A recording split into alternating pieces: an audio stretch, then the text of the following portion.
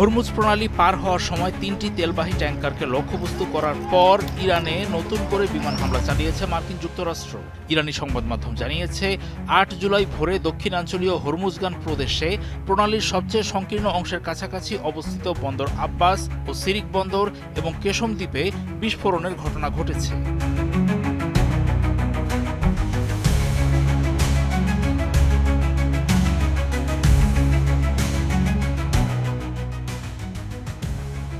Social media এক্সে দেওয়া এক বিবৃতিতে যুক্তরাষ্ট্রের সেন্ট্রাল কমান্ড জানিয়েছে তারা আন্তর্জাতিক জলসীমায় নিরীহ বেসামরিক নাগরিকদের বাণিজ্যিক জাহাজকে লক্ষ্যবস্তু করা ও হামলা চালানোর কড়া জবাব দিতে ইরানে কয়েকটি শক্তিশালী হামলা চালাচ্ছে। ইরানের বিরুদ্ধে আগ্রাসনের অভিযোগ তুলেছে তারা।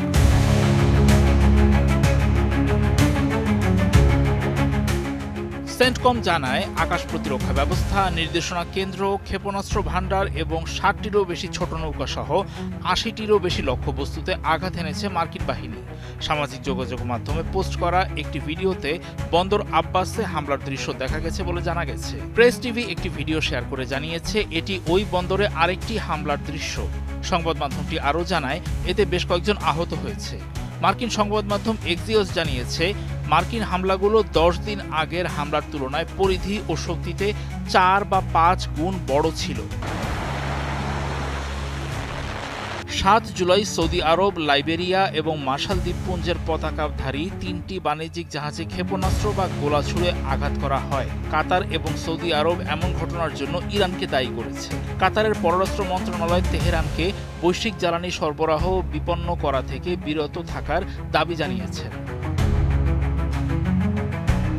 ইরানি সংবাদ মাধ্যম জানিয়েছে কাতারের ট্যাঙ্কারটি বারবার সতর্কতা উপেক্ষা করার পরও হরমুজ প্রণালী পার হওয়ার সময় আক্রান্ত হয়। প্রেস টিভি একটি সরকারি সূত্রের বরাত দিয়ে বলেছে ওই কৌশলগত জলপথে চলাচল কঠোরভাবে ইরানের নিয়ম অনুযায়ী এবং সরকারিভাবে নির্ধারিত রুটের মাধ্যমেই হওয়া উচিত।